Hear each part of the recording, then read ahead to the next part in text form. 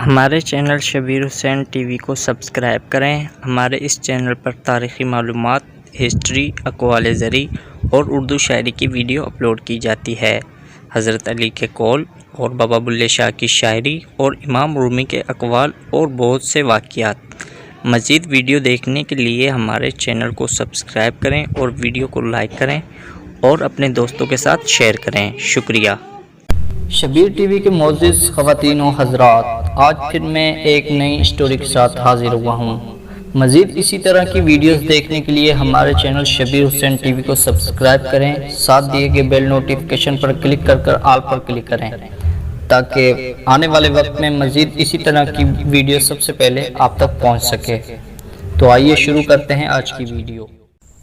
آج جو عذاب الہی پوری دنیا پر اللہ تعالیٰ کی نافرمانی، دولت اور جائیداد سے محبت کرنے کی صورت میں نازل ہو چکا ہے، ہر فرد توبہ توبہ کر رہا ہے، کیونکہ ہمارا شیوا بن چکا ہے کہ جب ہم پر انفرادی یا اجتماعی آفت نازل ہوتی ہے تو ہم خدا سے توبہ توبہ کرتے ہیں۔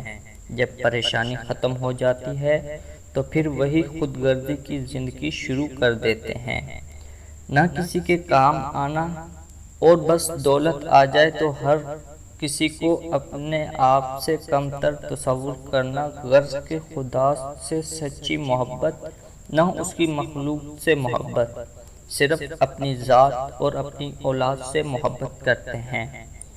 لیکن وہ لوگ جو خدا اور اس کی مخلوق سے محبت کرے، خدا بھی اس کو ہر عذاب الہی سے محفوظ رکھتا ہے۔ اس بار سچے دل سے ہر شخص توبہ کر لے اور دوسروں کے کام آنے کا اپنے آپ سے وعدہ کر لے تو آفت ٹل سکتی ہے۔ یہ ایسے شخص کی کہانی ہے جس نے سچے دل سے توبہ کی۔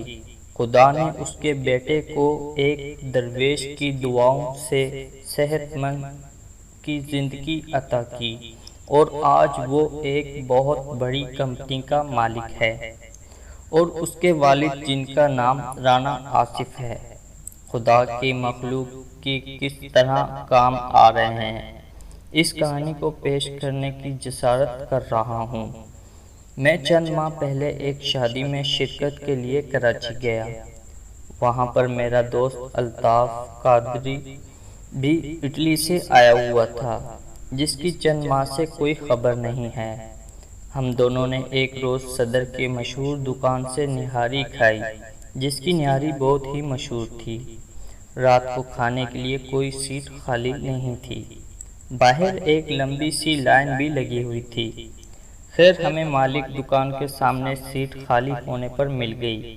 حالانکہ بہت زیادہ ریٹ تھے، لیکن لوگوں کے پاس پیسہ اپنی ذات پر خرچ کرنے کے لیے ہے، لیکن کسی غریب کو ایک وقت کا کھانا کھلانے کے لیے نہیں ہے۔ ہم نے بیرے سے پوچھا، یہ باہر لمبی سی لائن لگی ہوئی ہے، یہ کون لوگ ہیں؟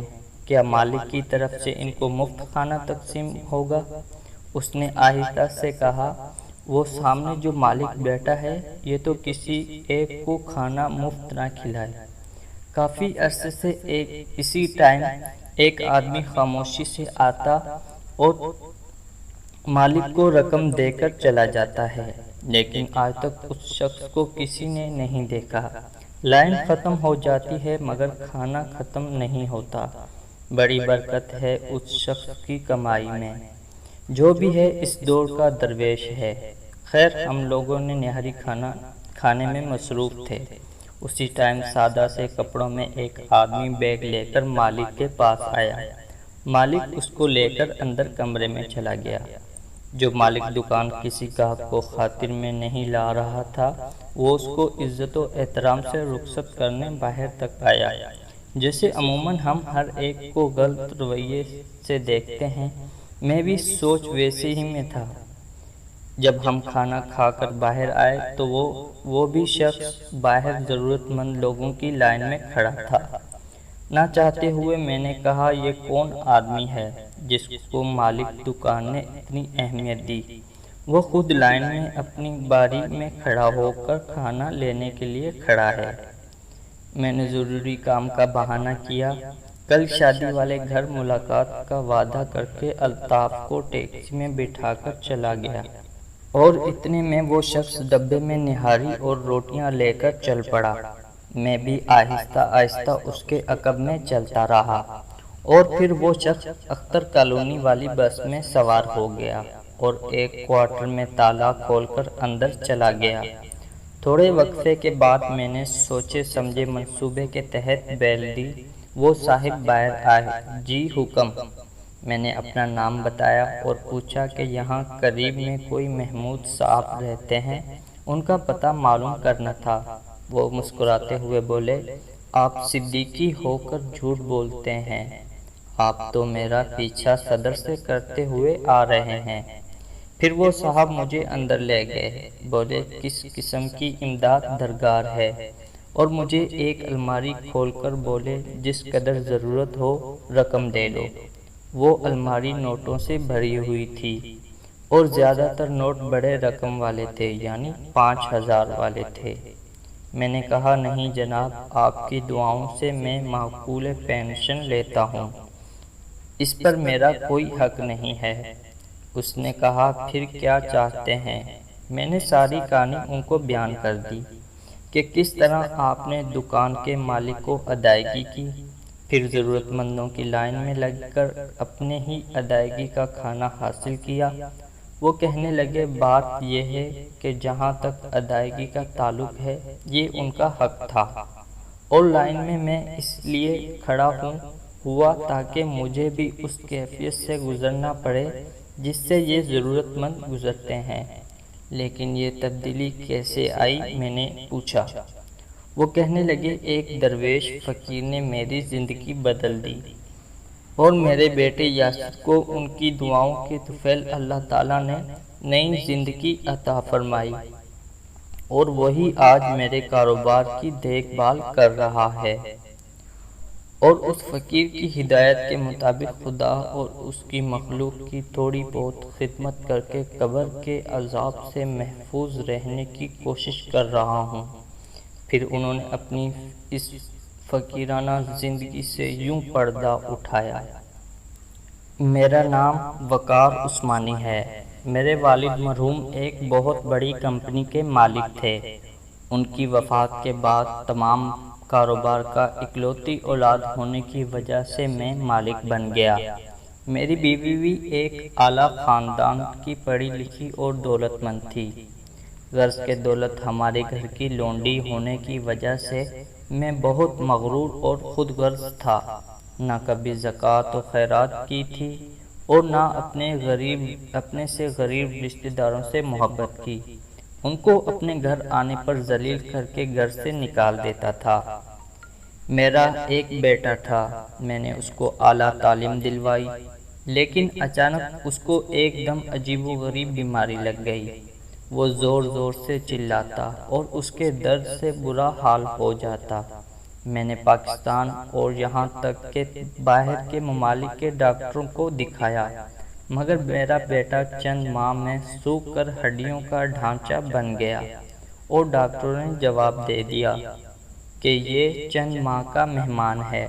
پھر مجھے اپنے خدا کی یاد آئی، اور خدا نے مجھے غرور کی سزا بیٹے کی بیماری کی صورت میں دے دی۔ جب وہ پکڑتا ہے تو کوئی چھڑانے والا نہیں ہوتا۔ میں اور میری بیوی رو رو کر اپنے گناہوں کی معافی طلب کرتے۔ میں نے زکوٰۃ و خیرات دینا شروع کر دی۔ ماہ رمضان میں نے اور میری بیوی نے پورے روزے رکھے اور اللہ تعالیٰ سے معافی کے ساتھ یہ دعا کرتے یا اللہ ہمارے بیٹے کو کم از کم عید تک زندہ رہنے دینا۔ 27ویں رمضان میں اور میری بیوی روزہ افطاری کے لیے دسترخوان پر بیٹھے تھے، اچانک کسی نے بیل دی۔ میں نے باہر آ کر دیکھا تو ایک درویش نما آدمی کھڑا تھا۔ کہنے لگے بیٹا میرا روزہ افطار کروا سکتے ہو؟ میں عزت و احترام سے ان کو دسترخوان پر لے آیا۔ روزہ کھولنے میں کچھ دیر تھی، اچانک میرے بیٹے نے زور زور سے چلانا شروع کر دیا اور رونے لگا۔ ہمیں لگا کہ شاید اس کا وقت قریب آ گیا ہے۔ میں اور میری بیوی دیوانہ وار روتے ہوئے اس کے کمرے میں داخل ہوئے اور وہ درویش آدمی بولا، حوصلہ کرو، اللہ تعالیٰ پر بھروسہ رکھو، کچھ نہیں ہوگا، آپ لوگ باہر جائیں۔ ہم دونوں میاں بیوی روتے ہوئے باہر آئے۔ آواز آنی بند ہو چکی تھی۔ تھوڑی دیر بعد مسجد سے اذان کی آواز آئی، اللہ اکبر، اللہ اکبر۔ ہم نے روزہ افطار کیا۔ پھر ہم دونوں حضرات قریبی مسجد میں نماز پڑھ کر واپسی آئے تو میری بیوی، جو چند لمحے پہلے رو رو کر پاگل ہو رہی تھی، خوشی سے درویش کے پاؤں میں گر پڑی۔ درویش کے پاؤں کے طفیل، دعاؤں کے طفیل، ہمارا بیٹا بھی ٹھیک ہو گیا تھا۔ میں بھی ان کے پاؤں میں گر پڑا اور اپنے بیٹے کو دیوانہ وار پیار کرتے ہوئے خوشی سے پاگل ہو رہا تھا۔ اچھا جناب، روزہ افطار کرانے کا بہت بہت شکریہ، اجازت چاہتا ہوں، میرا کام ختم ہو گیا۔ وہ جانے لگے تو میں نے نوٹوں سے بھرا ہوا بریف کیس لا کر ان کے قدموں میں رکھ دیا۔ یہ میری طرف سے آپ کو نذرانہ ہے۔ انہوں نے انکار کر دیا اور کہا، یہی وہ چیز ہے جس نے تجھے غرور سے بھر دیا تھا۔ میں نے ہاتھ جوڑ کر معافی مانگی اور کہا، کوئی نصیحت تو کرتے، خدا اور اس کی مخلوق سے محبت کرو، جاؤ ان کاغذوں کے ٹکڑوں کو خدا کی راہ میں خرچ کرو۔ میں نے سارا کاروبار اپنے بیٹے یاسر کے حوالے کر دیا اور اس کوارٹر میں آ کر اپنی زندگی انسانیت کی خدمت کے لیے وقف کر دی۔ آج کے لیے بس اتنا ہی دوستو، کل پھر ملوں گا آپ کو ایک نئی اسٹوری کے ساتھ۔ تب تک کے لیے اللہ نگہبان۔ مزید اسی طرح کی ویڈیو دیکھنے کے لیے ہمارے چینل شبیر حسین ٹی وی کو سبسکرائب کریں اور ساتھ دیے گئے بیل نوٹیفیکیشن پر کلک کر آل پر کلک کریں تاکہ ہماری ویڈیو کی لیٹسٹ اپڈیٹ سب سے پہلے